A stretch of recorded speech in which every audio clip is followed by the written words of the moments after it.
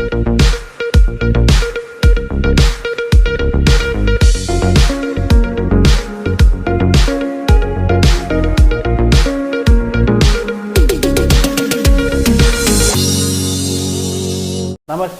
KVC news స్వాగతం. ప్రతిక్షణం సామాన్యుడి పక్షం. నేను మీ చలపతి. నేటి వార్త.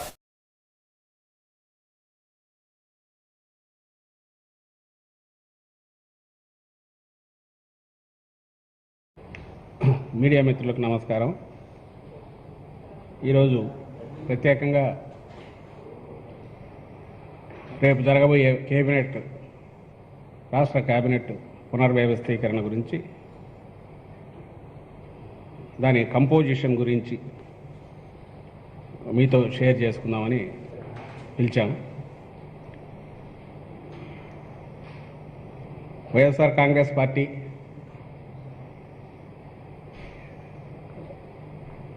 స్థాపించిన రోజు నుంచి బీసీ, ఎస్సీ, మైనారిటీ, ఎస్టీలకు సంబంధించినంత వరకు పెద్దపీట వేస్తూ విధానాల పరంగా కానీ, అలాగే మన రాజ్యాంగం ప్రకారము ఆ వర్గాలకు తరతరాలుగా పేదరికంలో ఉన్నందువల్ల పాజిటివ్ డిస్క్రిమినేషన్తో రిజర్వేషన్లు పెట్టి ఎలా అయితే మిగిలిన వారితో అగ్రవర్ణాలతో సమానంగా పైకి తీసుకురావడానికి ప్రయత్నం చేయడం అనేది ఒక రాజ్యాంగ లక్ష్యంగా ఉందో, దాన్ని మనసా వాచా పాటించే దిశగా జగన్మోహన్ రెడ్డి గారు తన రాజకీయ ప్రస్థానం పార్టీ పెట్టిన రోజు మొదలుపెట్టిన ప్రస్థానంలో ఇది ఒక భాగం అయిందనే విషయం మీ అందరికీ తెలిసిందే. ముఖ్యంగా 2014 తర్వాత 2019కి ముందు మా బీసీ డిక్లరేషన్ జరిగినప్పటి నుంచి, దానికి ముందు ఆ డిక్లరేషన్ బ్లూ ప్రింట్ తయారు కావడానికి రాష్ట్రం మొత్తం మీద అన్ని బీసీ కులాలతో సమావేశాలు ఏర్పాటు చేసి ఒక అధ్యయన బృందం అప్పట్లో జగన్మోహన్ రెడ్డి గారు ప్రతిపక్ష నాయకుడిగా, పార్టీ అధ్యక్షుడిగా నియమించిన అధ్యయన బృందం తీసుకొచ్చిన అంశాలన్నింటినీ పరిశీలించి, జగన్మోహన్ రెడ్డి గారు సుదీర్ఘ పాదయాత్రలో ఆయన కూలంకషంగా అధ్యయనం చేసిన విషయాలను జోడించి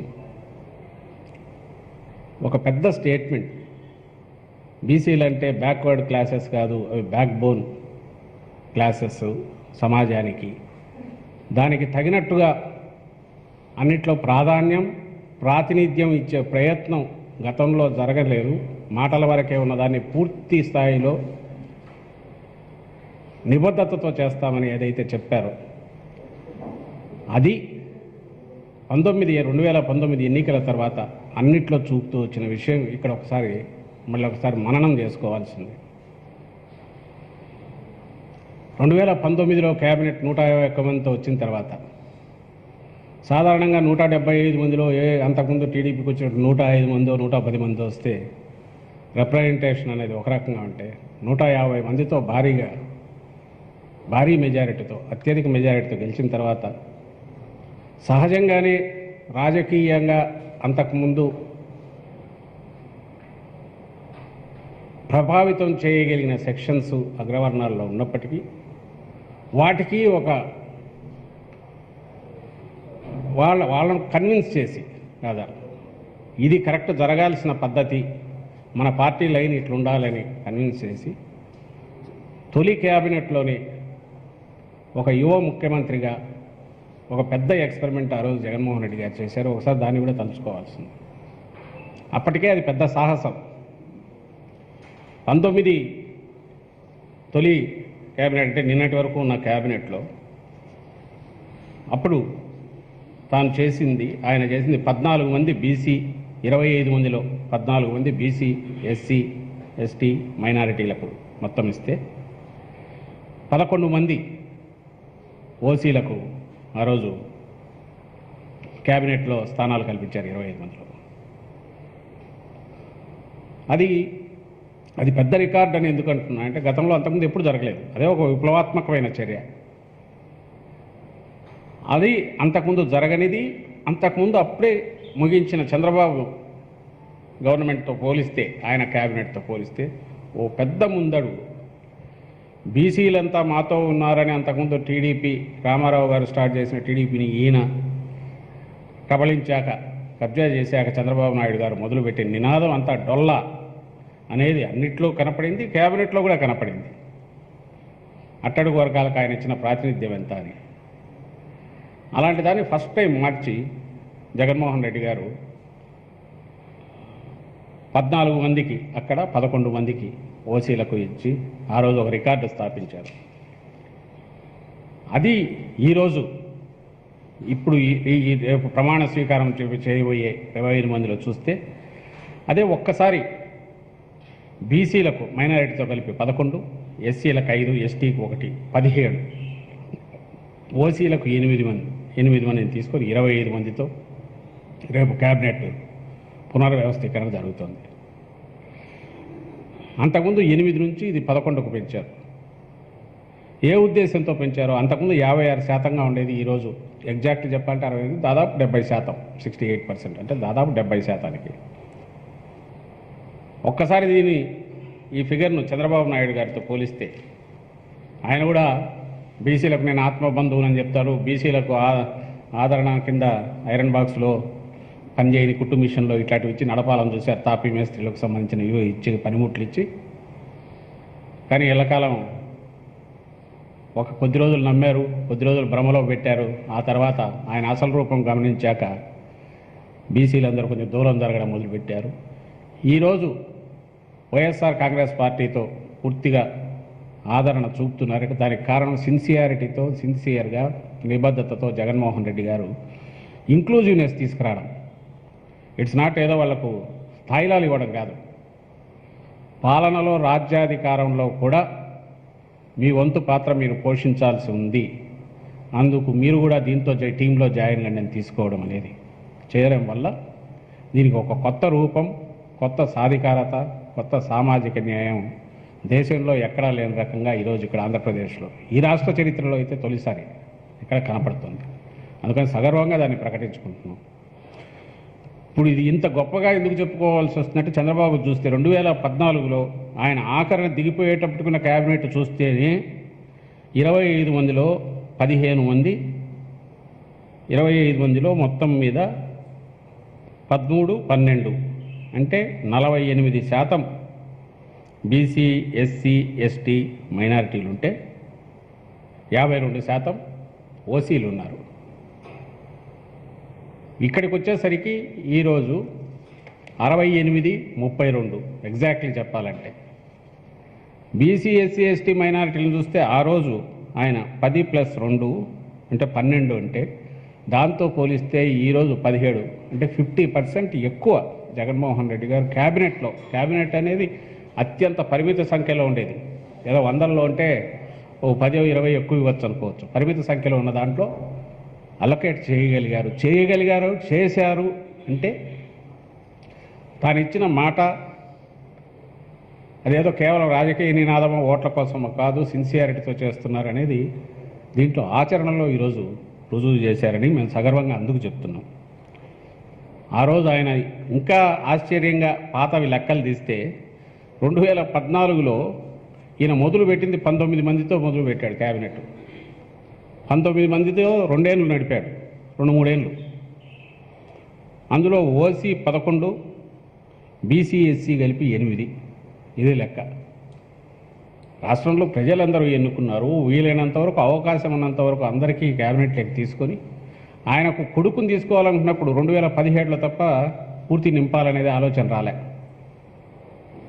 2017లో తన కొడుకు లోకేష్ను ఆయన్ను క్యాబినెట్లోకి తీసుకోవడానికి, ఐ థింక్ అప్పటికి ఎమ్మెల్సీ కూడా అయినట్లేదు, తీసుకోవడం కోసం తొలిసారి ఆయన ఈ 19 మందిలో 5 మందిని తీసి 11 మంది కొత్త వాళ్ళని తీసుకొని మొత్తం 25 మందిని చేశాడు. ఆ రోజు ఎంతమంది ఉన్నారయ్యా అంటే, అందులో 2 బీజేపీ వాళ్ళు కూడా ఉన్నారు. 15 మంది ఓసీలు ఉంటే 10 మంది మాత్రమే బీసీ, ఎస్సీలు ఉన్నారు. ఎస్టీ లేరు, ఫస్ట్ నుంచి లేరు. తొలి నుంచి 2018 నవంబర్ వరకు 14లో మొదలు పెడితే, మీడియా మిత్రులకు ముఖ్యంగా నేను విజ్ఞప్తి చేసేది, మీరు కూడా ఇది అనలైజ్ చేయాల్సిన అవసరం ఉంది. 14 నుంచి 18 వరకు ఎస్టీకి ప్రాతినిధ్యం లేదు, మైనారిటీకి ప్రాతినిధ్యం ఇవ్వాలి ఆయన. ఈ రెండింటికి పెట్ట 2018 నవంబర్లో బీజేపీ వాళ్ళు ఇద్దరు రిజైన్ చేసినప్పుడు ఆ రెండు, ఒకరు ఎస్టీతో ఒకటి మైనారిటీతో అప్పుడు నింపాడు ఆయన. ఇది చంద్రబాబు గారికి ఉన్న నిబద్ధత. అంటే ఆయన రాజకీయం అనేది ప్రజలకు సంబంధం లేనిది. ముఖ్యంగా అణగారిన వర్గాలు ఎవరికైతే సాధికారత తీసుకురావాలనే దాంట్లో ఏమాత్రం ఆయనకు ఆలోచన లేదు, అవసరం ఉందని కూడా ఆయన ఎప్పుడు ఫీల్ అయినట్లేదు. కనీసం నటించాలనేది కూడా ఎప్పుడు చేసినట్లేదు. అంత బరి తెగించి అడ్డగోలుగా ఆయన ఆ రోజు క్యాబినెట్ ఫార్మేషన్ చేశాడు. మిగిలిన వాటి జోలికి నేను పోవట్లా, ఇంకా చాలా వాటికి ఆయన నింపలేదు. నింపినవన్నీ ఇది కొట్టొచ్చినట్టు కనపడే క్యాబినెట్ అనేది కళ్ళ ముందు కనపడే దాంట్లో సాధికారత దిశగా, రాజకీయ సాధికారత దిశగా కూడా అడుగులు వేయాల్సిన నేపథ్యంలో, సామాజిక న్యాయం అనే దాంట్లో దీనికి పెద్దపీట వేయాల్సిన ఈ వర్గాలకు నేపథ్యంలో ఇది ఆయన చేసిన న్యాయం. వేరే జగన్మోహన్ రెడ్డి గారు వచ్చి రాగానే చేసిండేది నేను ఇంతకుముందు అన్నట్టు 56% బీసీలకు, ఆ వర్గాలన్నిటికీ బీసీ, ఎస్సీ, ఎస్టీ మైనారిటీలకు ఇస్తే అగ్రవర్ణాలకు తొలి దశలో 44%, ఇప్పుడు వచ్చేసరికి 68-32 పెంచారు అతను. ఇది మా మొత్తం పాలసీలు మీరు చూస్తే ఈరోజు కాదు, ఫస్ట్ నుంచి కూడా తొలి ఎన్నికలైనప్పటి నుంచి అన్నిట్లో ఒక చట్టమే 50% నామినేటెడ్ పోస్టులో కానీ, ఇంక్లూడింగ్ టెంపుల్ వీటిలో ట్రస్ట్లో కానీ, అలాగే ఏఎంసీల్లో కానీ 50% రిజర్వేషన్ బీసీ, ఎస్సీ, ఎస్టీ మైనారిటీలకు ఇస్తూ బహుశా దేశ చరిత్రలో తొలిసారి చట్టం చేసి మరీ కూడా అమలు చేస్తున్న ప్రభుత్వం పార్టీ వైఎస్ఆర్ కాంగ్రెస్ పార్టీ ప్రభుత్వం, జగన్మోహన్ రెడ్డి గారు. ఇది కూడా మేము సగర్వంగా తెలుస్తూ ఆ కంటిన్యూయేషనే మీరు గమనిస్తే తర్వాత మున్సిపల్ చైర్మన్లు కానీ, కార్పొరేషన్ చైర్మన్లు కానీ, ఎంపీపీలు కానీ ఈ వర్గాలకు, అందులోనూ మహిళలకు మళ్ళీ ప్రాధాన్యం ఇస్తూ ఏ రకంగా సామాజిక న్యాయాన్ని ఉచ్చదశలేకి తీసుకెళ్ళి సమీప భవిష్యత్తులో కాదు, గతంలో కాదు, ఎవరు ఆలోచించను మహానుభావులు చాలామంది ఆలోచన చేశారు, అమలు చేసే ప్రయత్నం గతంలో చేశారు, కానీ సాహసం చేయలే, నిబద్ధతతో సీరియస్గా కంటిన్యూస్ చేయలే. జగన్మోహన్ రెడ్డి గారు మాత్రమే అది చేయగలిగారు. ఈ విషయాన్ని అందరూ గుర్తించాలా, ముఖ్యంగా ఆయా వర్గాల ప్రజలందరూ గుర్తించాలా, మేధావులు గుర్తించాలనేది మా విజ్ఞప్తి. ఇది ఒకటి కాగా ఈరోజు జరిగిన దీంట్లో మహిళలు కూడా గతంలో 3 ఉంటే ఈరోజు 4 అయ్యారు. ఇంతవరకు ఉన్న క్యాబినెట్లో 3, ఈరోజు 4 అయ్యారు. ఇంతకుముందు ఉన్న క్యాబినెట్లో తొలి దశలో ఫస్ట్ టైం డిప్యూటీ సీఎంను 5 పెడితే అందులో 4 ఈ వర్గాల నుంచే, బీసీ, ఎస్సీ, ఎస్టీ, మైనారిటీ. 4 ఉప ముఖ్యమంత్రులను, డిప్యూటీ చీఫ్ మినిస్టర్లను పెట్టాం. అది మళ్ళీ ఇప్పుడు కూడా కంటిన్యూ అవుతుంది. ఇది కూడా ఒక కొత్త విధానం, కొత్త ట్రెండ్ ఇది. అది కూడా జగన్మోహన్ రెడ్డి గారు తీసి, అంటే ఎక్కడైనా పూర్తిగా ఆత్మస్థైర్యంతో ఎస్ మాకు సమానమైన ఇచ్చారు, సంఖ్యాపరంగా కానీ, పొజిషన్ స్థాయి రీత్యా కానీ మేము కూడా విధాన నిర్ణయాల్లో మేము కూడా పూర్తిగా పాలు పంచుకోవచ్చు దానికి అవకాశం కల్పించే రకంగా అనే విశ్వాసంతో పూర్తి నడిచే దిశగా ఆయన అందరికీ అవకాశాలు కల్పించింది కూడా ఇప్పుడు నేను ఈ సందర్భంగా చెప్పదలుచుకున్నాను. ఇందులో రాజకీయాలలో ఎందుకు ఇట్లా చేయాల్సి వస్తుంది? అధికారానికి ఇంతకుముందు దూరంగా మిగిలినవన్నీ వచ్చిన రిజర్వేషన్ల వల్ల పాలనాపరమైన చట్టసభల్లో వచ్చినప్పటికీ కూడా ఆఖరకు నిర్ణాయకమైన ఎగ్జిక్యూటివ్ మెయిన్ దీంట్లో క్యాబినెట్లో వీటికి వచ్చేసరికి కూడా అంతగా రిప్రజెంటేషన్ ప్రాతినిధ్యం లేదనే నిరాశ చాలా కాలం నుంచి ఈ వర్గాల్లో ఉండడం అనేది గమనించినందువల్ల దాన్ని కూడా పోగొట్టి, నిర్లక్ష్యానికి గురవుతున్నామనే దాన్ని పోగొట్టి, నేను ఇంతకుముందు అన్నట్టు ఒక రకమైన ఆత్మవిశ్వాసం తీసుకురావాల్సిన అవసరాన్ని జగన్మోహన్ రెడ్డి గారు మిగిలిన వర్గాల్లో కూడా క్రియేట్ చేయగలిగారు. కాబట్టి పార్టీ నాయకుల్లో, మిగిలిన నాయకుల్లో అందరిలో కావాలి కాబట్టి ఇంత సాఫీగా ఈ ఎక్సర్సైజ్ నడుస్తుంది. తొలి ఎక్సర్సైజ్ అయినా తర్వాతదైనా అనేది నేను భావిస్తున్నాను. ఇది ఎవరో ఏదో 4 రోజుల కోసమో ఎన్నికలు వస్తున్నాయని హడావడిగా చేసిందో అయితే ఇంత ఎక్సర్సైజ్ ఇంతకాలం జరిగేది కాదు, ఇన్నిట్లో ఇది రిఫ్లెక్ట్ అయ్యేది కాదు, ప్రతిఫలించేది కాదు. ఇది ఒక విధానం. ఇది మొత్తంగానే వైఎస్ఆర్సీపీ ఆలోచనలోనే ఇది పార్టీ. అందుకే అది కూడా ఈరోజు ప్రతిఫలించింది. ఇది మిగిలిన నాయకులు, మిగిలిన సామాజిక వర్గాలకు చెందిన పార్టీ నాయకులు కానీ, అలాగే ఎమ్మెల్యేలు కానీ అందరూ అర్థం చేసుకున్నారు కాబట్టి మనస్ఫూర్తిగా దీనికి సహకరిస్తూ వచ్చారు. దీన్ని ఈ దృష్టితో చూస్తున్నారు కాబట్టి ఒక సెక్షన్ ఆఫ్ మీడియా కానీ మా ప్రత్యర్థులు ముఖ్యంగా దివాలా తీసిన టీడీపీ వాళ్ళు ఇంకొకరు కదా అనుకుంటున్నట్టు, అంటే ఎక్కడ చిన్నపాటి డిస్టర్బెన్స్ వస్తుందా, ఏదో ఒక రకంగా ఇది ఉంటుందా, అసంతృప్తి అనేది వస్తే దాన్ని ఏ రకంగా వాడుకోవాలా, ఏ రకంగా చేసి దాంతో తద్వారా ఇక్కడ ఏదో జరిగిపోతుందని ఇంప్రెషన్ ఇవ్వాలని ప్రయత్నం చేసే శక్తులు ఏమున్నాయో వాళ్ళు ఎంత ఆశ పెట్టుకున్నా ఆ పప్పులు ఉడకవు అనేది మాత్రం మేము చెప్పదలుచుకున్నాం. ఎందుకంటే ఈ పార్టీ వైఎస్ఆర్ కాంగ్రెస్ పార్టీ 12 ఏళ్ల ప్రస్థానంలో మీరు మొత్తంగా గమనిస్తే ఫస్ట్ నుంచి ఇదే విధానాలు అమలవుతున్నాయి. ఎక్కడైనా అధికారంలోకి వచ్చిన తర్వాత ఎవరైనా పదవి ముఖ్యంగా చూస్తే ఎస్ పదవి అనేది ఒక అధికార దండం, దాన్ని పెట్టుకుని మేమేమో చేసుకోవచ్చు అనే ఆలోచన ఎవరికైనా ఉంటే అది కరెక్ట్ పద్ధతి కాదు అనే ఆలోచన వాళ్ళకి ఎక్కించడంలో కానీ కన్విన్స్ చేయడంలో కానీ జగన్మోహన్ రెడ్డి గారు ముందు నుంచి ఉన్నారు. ప్లస్ ఆయనే హిమ్సెల్ఫ్ ఆయన ఎప్పుడు పదవి అధికారం అనేది అదొక లగ్జరీ ఎంజాయ్ చేసేది కానీ ఆయన ఎప్పుడు అనుకోలే. అధికారం అనేది ఒక సాధనం మాత్రమే, అల్టిమేట్గా ప్రజలకు సేవ చేసి చరిత్రలో నిలిచిపోవాలనుకున్నాడు. కాబట్టి నిజంగా అధికారం అంటే కుర్చీలో ఎక్కి కూర్చోవడమే అనుకుంటే ఆ రోజు ఆ మైటీ కాంగ్రెస్ను ఎదిరించి బయటకు వచ్చి స్ట్రగుల్స్ చేసి నిలబడాల్సిన అవసరం లేదు. ఏదో ఒక రోజు వాళ్ళన్నట్టే వాళ్ళ మాటల తర్వాత చెప్పినట్టు చీఫ్ మినిస్టర్ అయ్యారు, ఆయన చరిత్రలో ఇంకో రకంగా అట్లా నిలిచిపోయాడు లేదా కంటిన్యూ అయ్యారు. That's different issue. బట్ ఒక టార్గెట్ ఈజ్ డిఫరెంట్. ఏంటి, సమాజంలో ఉండే అసమానతలు తొలగించే దిశగా, సమాజంలో ఉండే రకరకాల వీటిని అన్నింటినీ తప్పించి సామాజిక సమతుల్యత తీసుకురావడానికి, సమన్యాయం తీసుకొచ్చే ప్రయత్నం చేయాలి. ఒక పక్క ఆర్థికంగా, సామాజికంగా, సాంస్కృతికంగాతో పాటు రాజకీయంగా కూడా అందరినీ పైకి తీసుకురావాలి అనేది ఆయన ఉద్దేశం. ఆ రోజు నుంచి ఉన్నందువల్లే తాను తొలి నుంచి ఇలాంటి విధానాలు అమలు చేసుకుంటూ వచ్చారనేది గుర్తించాల్సిందిగా కోరుతున్నాను. ఈరోజు జరిగిన దీనికి సంబంధించి రెండవ విషయం, నేను గతం ముందు అన్నట్టే 151 మంది సభ్యులు, 25 క్యాబినెట్ బెర్తులు 25 మాత్రమే ఉన్నందువల్ల ఖచ్చితంగా అందరికీ అవకాశం అయితే రాదు. కొంతమంది పార్టీ పరంగా, కొంతమంది క్యాబినెట్ పరంగా, అల్టిమేట్గా పార్టీకి అలాగే పార్టీ ద్వారా రాష్ట్రానికి, సమాజానికి సేవ చేసే ప్రయత్నం చేయడం అనేది ఈ రెండు కూడా సమానమైనవి.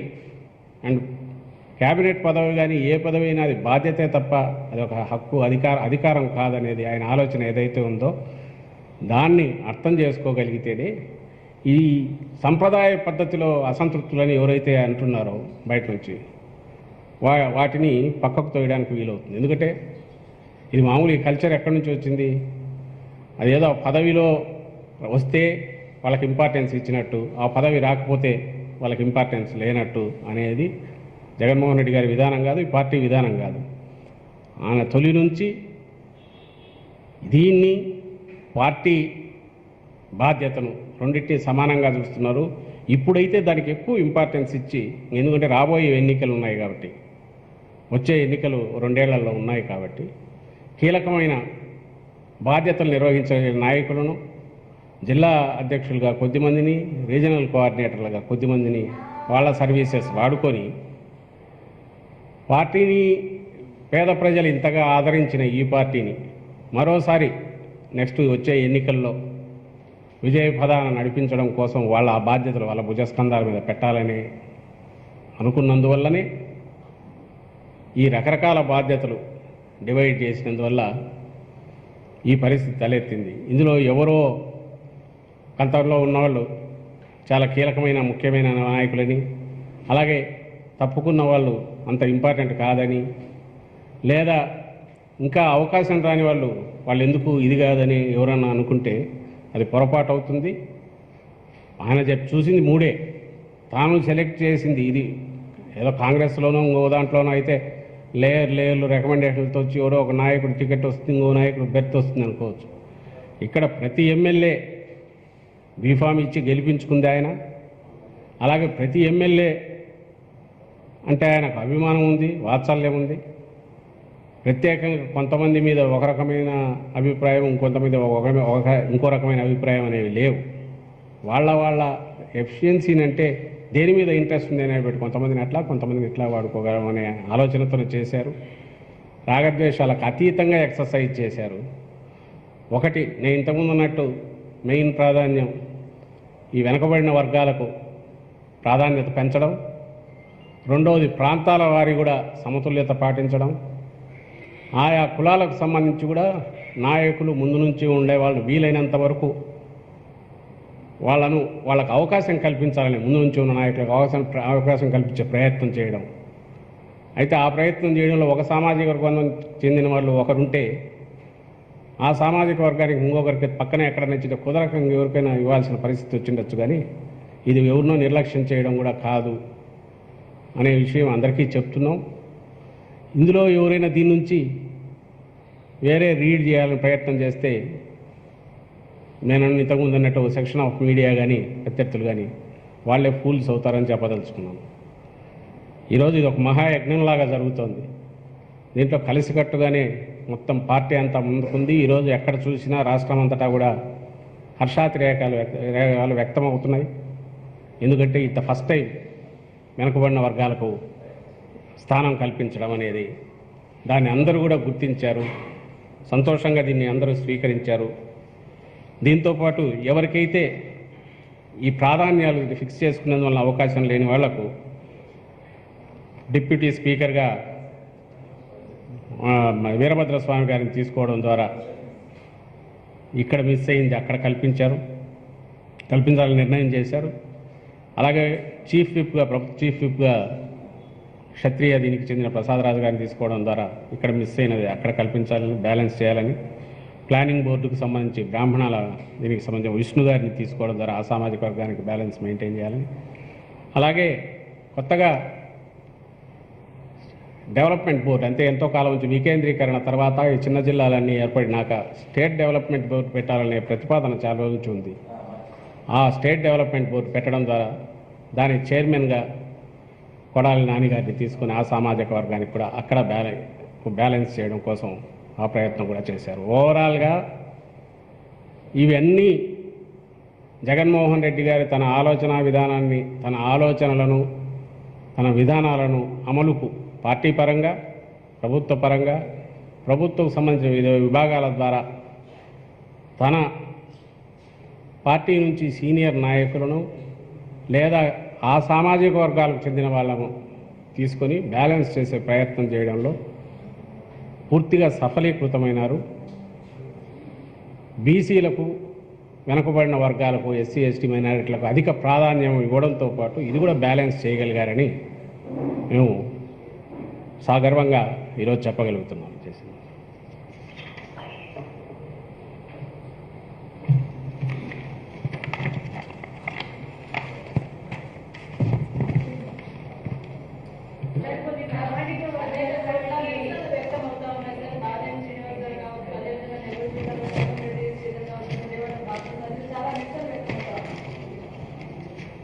ఇందులో కొన్ని మీ ఊహలు కొన్ని ఉన్నాయమ్మా. నిరసనలు వ్యక్తమవుతున్నారు, వాళ్ళు అసంతృప్తితో ఉన్నారని మీరు ఊహించి రాస్తున్నారు. ఎవరైనా ఎక్కడైనా ఈ గతం నుంచి వస్తున్నది ఆ పొజిషన్ అంటే అది చాలా అది వస్తేనే అది ఒక ప్రైజుడు ఇది అని అనుకున్నందువల్ల మనకు సన్నిహితంగా ఉండాలి. అరే మీకు రాలేదన్నప్పుడు ఎవరికైనా బాధ కలిగితే కలగచ్చు. కానీ ఇది మొత్తం పార్టీ విధానాన్ని, జగన్మోహన్ రెడ్డి గారి ఆలోచనలను అర్థం చేసుకున్న వాళ్ళు కాబట్టి ఎవరు దాన్ని ఒక పెద్ద సీరియస్ ఇష్యూగా అంటే ఏదో ఇది చేయాలనే ఉద్దేశంలో అయితే ఎవరు లేరు. ఎందుకంటే ఈరోజు ముందు నుంచి తెలుసు. మీరు అనుకున్నట్టయితే ఈరోజు కాదు, ఫస్ట్ క్యాబినెట్ కూడా అట్లే ఉండాలి. సహజంగానే ఎవరో నాకు వస్తుందని అనుకుంటే ఆ పదవి అనేది చాలా పెద్దది, అది వస్తేనే ఇదిగా ఉంటుంది అనుకుంటే మన పక్కన వాళ్ళు కొంచెం కామెంట్స్ చేస్తుంటే వాళ్ళు కొంచెం ఫీల్ అయితే అయి ఉండొచ్చు. బట్ దట్ ఈజ్ నాట్ ఒక పొలిటికల్గా ఏదో వాళ్ళు పూర్తి అసంతృప్తికి గురైనారనో ఇదనడానికి ఏమీ అలాంటి అవకాశం లేదు, ఎక్కడా లేదు. మీ ఊహాగానాలు కొన్ని జరుగుతూనే ఉన్నాయి. దాని గురించి నేను చెప్తున్నది, సీఎం గారు జగన్మోహన్ రెడ్డి గారి దృష్టిలో పార్టీ ప్రభుత్వం రెండు కళ్ళు, రెండు ప్రధాన సమానమైనవి. అది కూడా బాధ్యతే, ఇది బాధ్యతే. దేనికి ఉండే ఇంపార్టెన్స్ దానికి ఉంటుంది. తన దృష్టిలో ఈ బాధ్యత అప్పచెప్పలేని వాళ్ళకు ఆ బాధ్యత అప్పచెప్పి వాళ్ళ సేవలు తీసుకోవాలి పార్టీకి, ప్రజలకు కూడా ఆయన ఆలోచిస్తున్నారు. కాబట్టి ఎవరి ఇంపార్టెన్స్ తగ్గదు, ఎవరు వీటి గురించి ఏమి ఎలాంటి అపోహలు పడాల్సిన అవసరం లేదనేది మేము చెప్పదలుచుకున్నాం.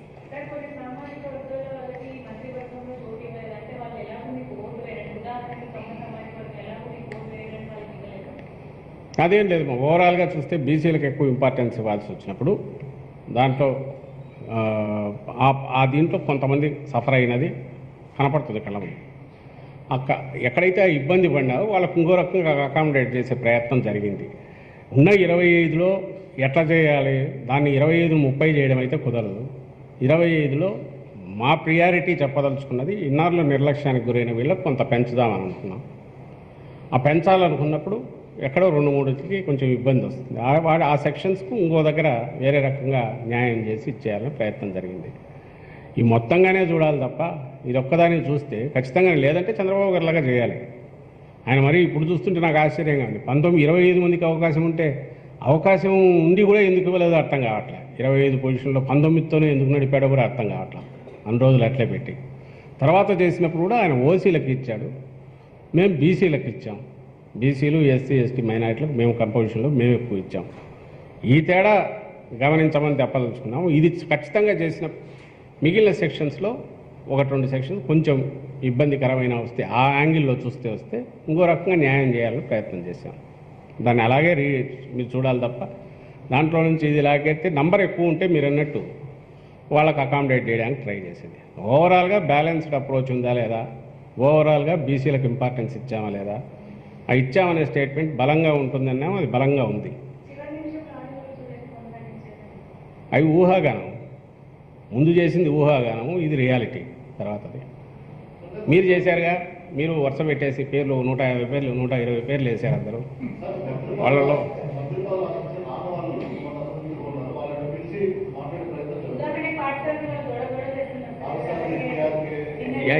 ఎక్కడ ఎవరు చేయట్లేదు. ఎక్కడైనా ఉంటే మన నాయకులు సహజంగా నాయకులు వెంబడి ఉండే అనుచరులకు ఇదే మా నాయకుడికి రాలేదనే ఆవేశం ఆవేదన ఉంటుంది. నాయకులు చెప్తున్నారు, వాళ్ళకు సర్ది చెప్తున్నారు, కాదులే ఇది పార్టీ నిర్ణయం, సీఎం గారి నిర్ణయం, ఆయన అన్నీ ఆలోచించే చేస్తారు, మనకు ఇంకొక అవకాశం వస్తుంది. వాళ్ళకి ఎవరికైనా అనుమానం అపోహ ఉంటే రేపు ఇదంతా అయిపోయాక సీఎం గారిని కలుస్తారు, లేదంటే మమ్మల్ని ఎవరైనా కలిస్తే ఆ కన్సర్న్డ్ ఇన్ఛార్జీలను, రీజనల్ కోఆర్డినేటర్లు కలిస్తే వాళ్ళు ఎక్స్ప్లెయిన్ చేస్తారు. ఇది ఎక్కడైనా జరిగేదే. మీరు గమనించాల్సింది చరిత్రలో ఇది గొప్పతనం కాదు కానీ కాన్ఫిడెన్స్ లేక తీసుకోవడము, ముఖ్యమంత్రి మీద మొత్తం మంత్రులకు అందరికీ ఎంత విశ్వాసం ఉంది, ఉన్న మంత్రులకు కానీ మిగిలిన నాయకులు కానీ అనేది మీరు చరిత్ర మొత్తం మీద చూస్తే ఒక ఎన్టీ రామారావు గారు అప్పుడే మొత్తం క్యాబినెట్ చెప్పగానే అందరు రిజిగ్నేషన్స్ అప్పుడు చేశారు. ఇప్పుడు జగన్మోహన్ రెడ్డి గారు చేయించగలిగారు. అది గొప్పతనం కాదు, ఆయన మీద మిగిలిన ఎమ్మెల్యేలకు కానీ మంత్రులకు కానీ ఉన్న విశ్వాసం. ఆ విశ్వాసం ఎందువల్ల వచ్చిందంటే ఈయన అందరినీ కాన్ఫిడెన్స్ లేక తీసుకోవడం వల్ల. ముఖ్యమంత్రి గారు ఏ నిర్ణయం తీసుకున్నా అందరినీ కాన్ఫిడెన్స్ లేక తీసుకుంటారు కాబట్టి ఈరోజు సడన్గా డెవలప్మెంట్ ఏం కాదు, ముందు నుంచి చెప్తూ వచ్చారు కాబట్టి ముందు ఏదైతే నిర్లక్ష్యానికి గురైన ఈ సెక్షన్స్ కూడా మనం కలుపుకోవాలా, ప్రాతినిధ్యం పెరిగినప్పుడు కొంతమంది ఇబ్బంది పడతారని చెప్తూ వచ్చారు కాబట్టి బ్రాడ్గా అందరూ విస్తృతంగా దాన్ని అర్థం చేసుకున్నారు. దాని రిజల్ట్స్ కూడా కనపడుతున్నాయి. అందులో అలాంటిది ఇదేం లేదు. టెంపరీ చిన్నవి ఎక్కడైనా వచ్చినా ఇది రిజాల్వ్ అయిపోతాయి ఇష్యూస్.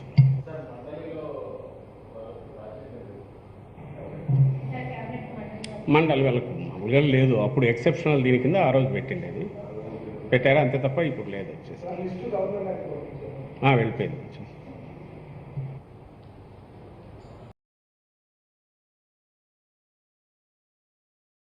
ఇంతటితో నేటి వార్త సమాప్తం. మరిన్ని వార్తా విశేషాలతో మీ ముందుకు వస్తుంది కేవీస్ న్యూస్.